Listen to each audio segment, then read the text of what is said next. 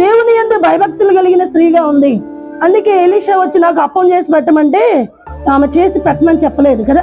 అందుకనే నిజంగా అక్కడున్న పట్టణంలో ఉన్న వాళ్ళందరి మీదకి కూడా, సారేపతిలో ఉన్న వారందరికీ కరువు ఉంది. కానీ ఆమె దేవుని యందు, నిజంగా సేవకుని యందు భయభక్తులు కలిగి ఆయన మాట తీసుకుంది కాబట్టి ఆమె జీవితంలో ఆమెకేమీ లేదు, కరువు లేదు కదా.